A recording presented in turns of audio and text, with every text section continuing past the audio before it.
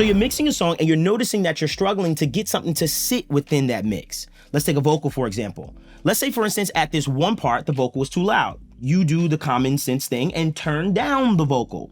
But later down the line, you notice that the vocal is too quiet. So you decide to turn up the vocal. Now, when you go back to that original part where it was too loud, it's too loud again because you turned it up from this spot over here. This disparity in dynamic range, meaning the difference between the quietest sound and the loudest sound, is a big key factor in why you're struggling to get that sound source, bass, guitar, anything, to sit in the mix. You're needing to make the loud stuff quieter and the quieter stuff louder.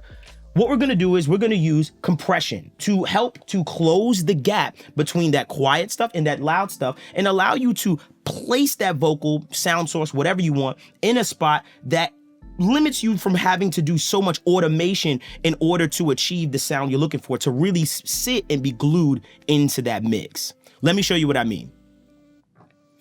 So right now, what I'm gonna do is I'm going to use a very special compressor. This is called the HMD Rosetta Compressor. This is our compressor that we've developed. It's at helpmedevvon.com. And there's a lot of reasons why this compressor is extremely just powerful and why it's the compressor that I've always wanted my entire life. Let's just listen to a vocal without the compressor on and with the compressor on and just get an idea of what it sounds like, closing that gap that I was telling you about. So without first. It's not the same no more. Trying to figure out if I won, if I lost. I be feeling like I should run when they call. Ever since you ghosted, I've been with emotions. I'm sorry, that's why I came when you called. You got something different, trust me, I seen them all. Ain't nobody you. Ask me how I'm doing just fine. I can't find the strength to tell you I want you back. Want you back. I want you back. Want you back. So what did you notice? You noticed that on some parts or on to the tail end that it was too quiet. But what happened was when we engaged the compressor, it brought back that quiet stuff and brought it up to a level that was more competitive with the louder stuff. What you also will notice is that the louder stuff got a bit more tame, thus giving us a more cohesive vocal sound that we're not fighting in a mix to get to that point. This works for guitars, bass, and all those types of sound sources. So what I'm using is compression, and this compressor is extremely powerful, and I'm so excited to show you guys and help you guys how to figure out how to use compression to achieve these types of things and what it sounds like on other sound sources. So there's a bunch of different reasons why this compressor is really special to me. I'm going to explain all its parameters and stuff and let you hear some more examples. But for right now, let's just put it in its factory default and let me let you see why this works so well and what this does for your sound source. So basically this compressor is translating compression and allowing you to see compression. You'll see exactly what I mean.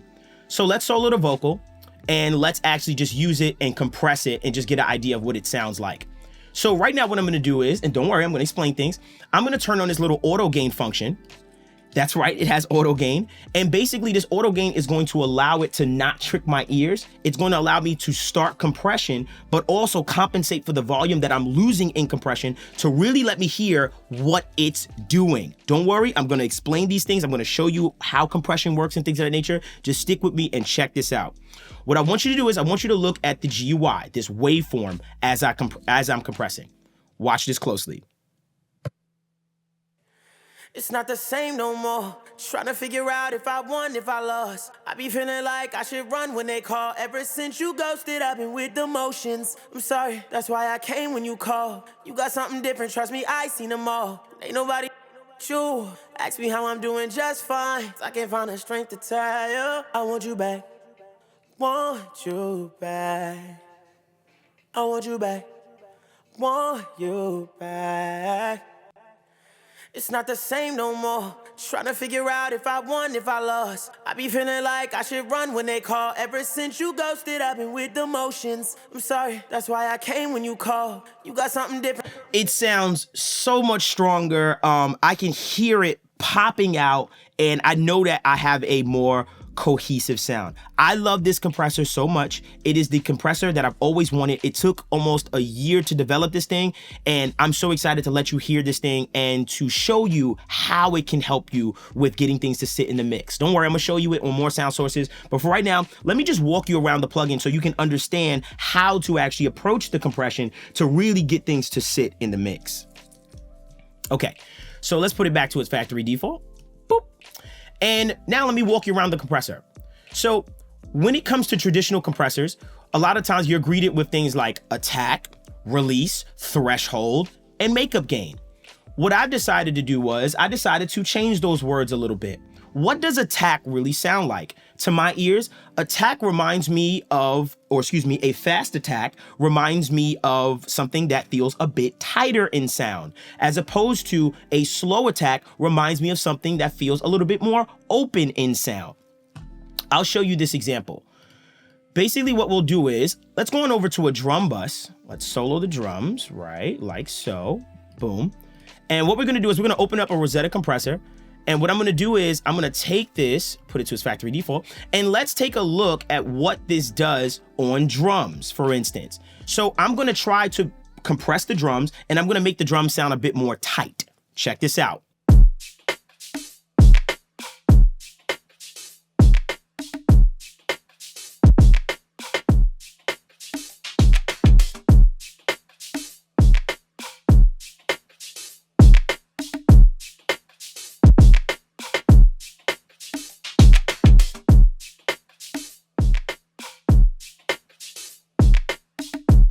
Can you hear that difference? You'll notice from the open side of making it slower that the drums felt more open, as opposed to the tight side or the fast attack side, you notice that the drums felt tighter, taking away that transient.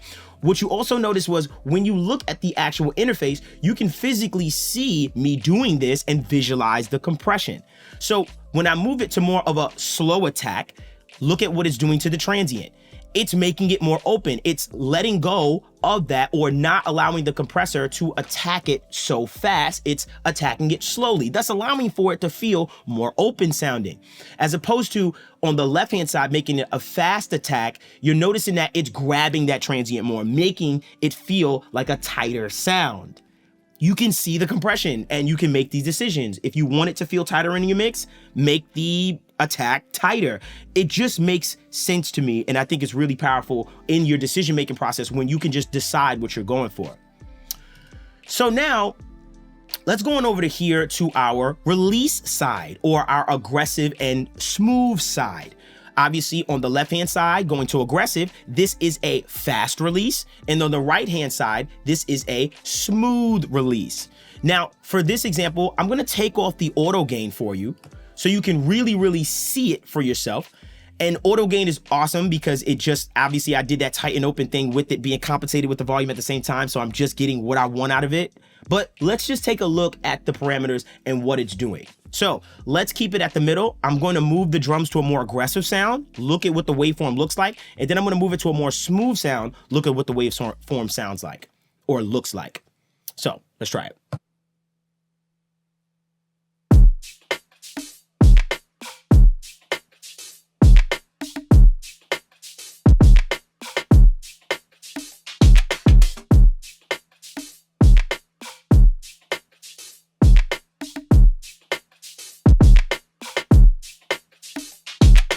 You can hear that when I put the compressor to a faster release or aggressive, that you do notice that aggression. You notice that the transients kind of pop out more. And when you looked at the waveform, you notice that the transient spots got a little bit sharper. This is what that fast release is doing. It's releasing that compression sooner or faster, giving you that pop or that punch or that aggression out of the sound. As opposed to moving it more to the right-hand side, you're noticing, looking at the waveform, that it's really clamping down and holding the compression a lot longer.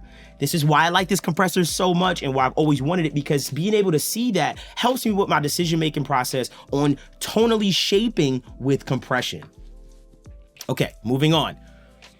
So some stuff is self-explanatory. For instance, if you see no effect and more effect, this is literally my threshold. So depending on how much of the compression I want, I can turn it up from here. So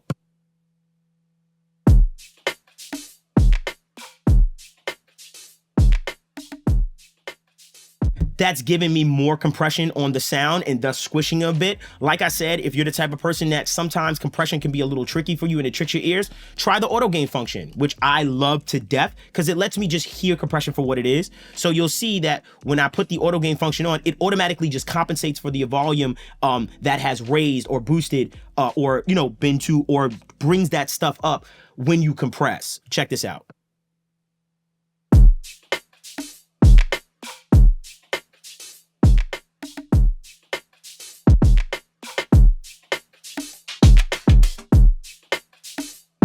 So you can see in the bottom right-hand corner, my gain reduction meter, and it's telling me, hey, you're doing 20 dB of gain reduction. So I'm bringing all of that stuff back in the moment. And I'm able to hear what that 20 dB of gain reductions and stuff like that sounds like.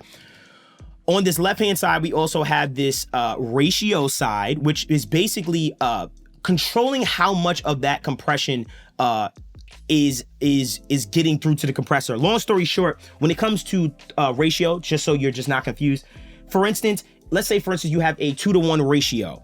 2-to-1 ratio means for every 2 dB over the threshold, I only want you, the compressor, to allow 1 through. An 8-to-1 ratio, for every 8 dB over the threshold, only allow 1 through. Now, granted, that can sound a little daunting or maybe a little bit confusing, but visualizing it may help you understand this a lot more. Let's crack this right here. And let's add a little compression. And now let's go through the ratios and just see what it looks like on the waveform view to understand what ratio really is or what it's doing. This is a 2-to-1 ratio, which is in the tooltips right here that says it. Let's take it to medium. Medium squished it even more, giving more of that compressive sound. Go to heavy. Heavy is smashing it even more. And 50-to-1, this is a 51 ratio, and it's smashing the sound, not allowing much dynamics and really making it sound extremely tight within that. This is what the ratio is doing, but being able to see that helps to make me make better decisions in that regard. Let's take a listen to what it sounds like. And what I'm gonna do is I'm gonna turn auto gain on so that that volume is compensated for. So we can just truly hear what that ratio is doing with the compression. And this is very important when it comes to trying to get something to sit in your mix, because this decision with your ratio has an ultimate effect on how tight it can sound in a mix. So let's go from light, medium, heavy, smash, and let's see what it sounds like.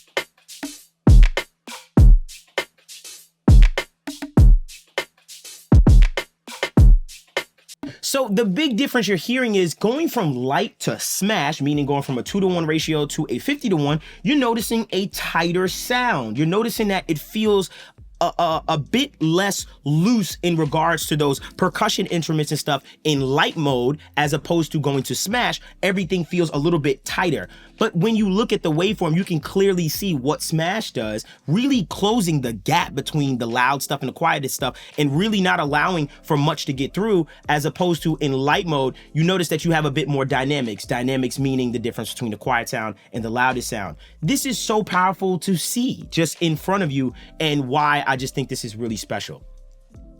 Now, one of the most special things about this compressor that I had integrated and what took so long is this hype button. So we have a transparent mode that is just giving you just general compression, simple, nothing crazy. And then you have this hype button. And what this hype button is a little bit of harmonic saturation. And the reason why I added a little bit of this harmonic saturation in the hype button is because sometimes when it comes to compressors, sometimes a lot in the low end too, when I add compression, I notice I lose something. Yes, I gain a closer gap between that loud and quiet stuff, and it feels tighter, but at the same time, sometimes I feel like I lose a little bit.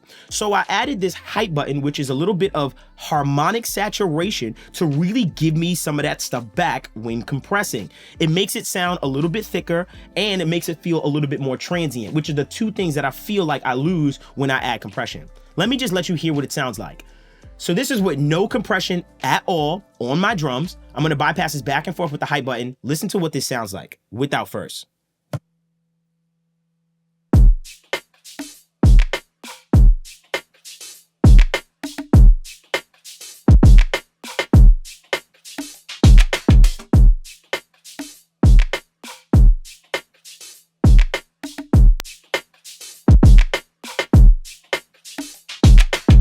It's Matt, I love this button so much. It took so long to figure out how to dial that stuff in. And yes, this is still a part of getting things to sit, because a lot of times when you do compress within your mix, you can feel like sometimes you miss that punch or some of that clarity and things of that nature from the compressor. And sometimes things tend to get a little darker. This is going to add a lot of that stuff back with a very, very subtle taste. It's really especially good. And I wanted to make sure that it fit with low end material as well as high end material like vocals or anything. But it sounds awesome on drums and things of that nature just by using the hype button. You can also obviously hit auto gain to compensate for volume, just so you don't have to think about it so much and things of that nature.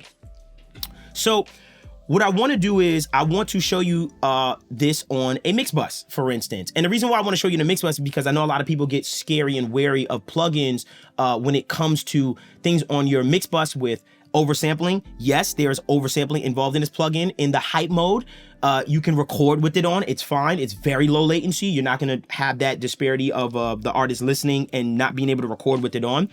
But I want to show you, and I've never been a very big person when it comes to compression on my mix bus, but I also wanted a compressor that worked well with the mix bus and giving me some of that glue to make things feel a little bit tighter within the mix as well.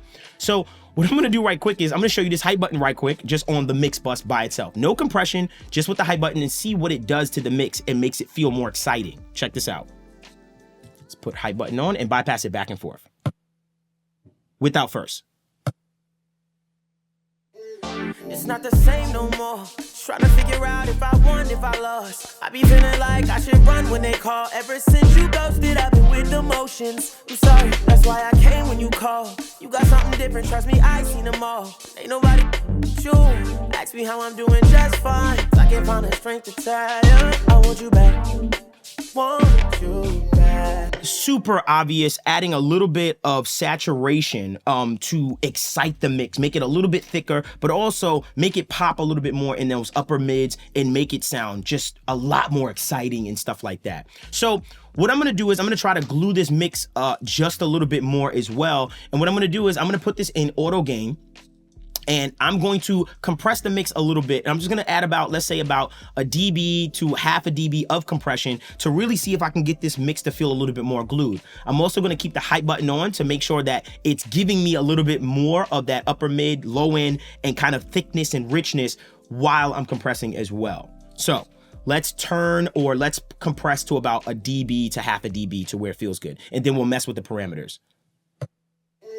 It's not the same no more. Trying to figure out if I won, if I lost. I be feeling like I should run when they call. Ever since you ghosted, I've been with emotions. I'm sorry, that's why I came when you called. You got something different, trust me, I seen them all. Ain't nobody you. Ask me how I'm doing just fine. I can't find the strength to tell you I want you back. Want you back. I want you back. Want you back. It's not the same no more. Trying to figure out if I won, if I lost. I be feeling like I should run when they call. Ever since you ghosted, I've been with emotions. I'm sorry, that's why I came when you called. So I'm getting a little bit of glue on the mix, and I'm doing about half a dB to a dB of gain reduction. And basically when I was listening to the compression, I was like, oh, well, I do want it to feel a little bit more open. So I just moved the slider to open, AKA a slower attack, allowing for those transients to cut through. And then I decided if I wanted it to feel a bit more aggressive, which that's when you see me move it to the left-hand side. So being able to make that decision and adding this compression with a little bit of saturation, all of these amazing things that I'm able to do to really give me a little bit of glue within the mix and things of that nature. So the very last thing I want to show you is kind of showing you how it feels from just going from the aggressive side to the smooth side and the tight side to the open side one last time, so you can get an idea of what this really sounds like. And I'm so excited for you guys to get this at helpmedevvon.com and really use this to kind of glue your mix together. The last thing actually I want to show you it on, and this is the last thing I'll show you it on, is bass. I am going to just show you what this low end sounds like with the hype button. Check out what this sounds like on the hype button, just adding a little bit of harmonic to the actual sound without first.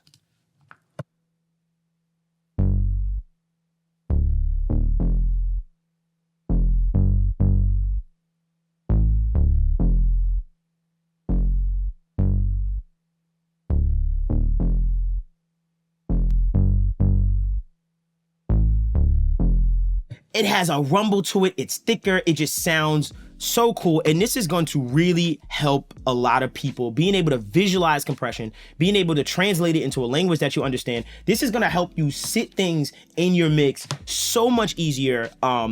Just because the decision-making process is going to be chopped down tenfold. I really hope you guys enjoyed this. I can't wait for you to go and grab it for yourselves. I really hope that it helps a lot of people.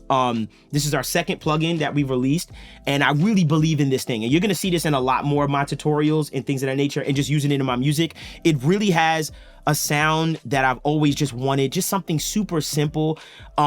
I just always needed this kind of compressor, something simple, but also something that helped me to make better decisions. A little bit of that saturation just to bring things in that nature. So I hope that was helpful. Please make sure you comment, like, and subscribe. Also, remember, you can get this plugin now, HMD Rosetta Compressor, at helpmedevvon.com. And, you know, just follow us at helpmedevvon. And I'm just really excited about this, and it took a long time, y'all. So I'm sorry if I'm a little baffled and taken aback. It's a big moment for HMD, and I really hope that this helps a lot of you guys. So please make sure you comment, subscribe. Also, you can become a paid member of the channel and get a bunch of exclusive episodes of the My Audio Nerds podcast, which you know drops every single Wednesday. You'll also get money in our store. And then, yeah, I just want to know what you guys think in the comments. Let me know. It's your boy Devvon Terrell. Until next time, y'all.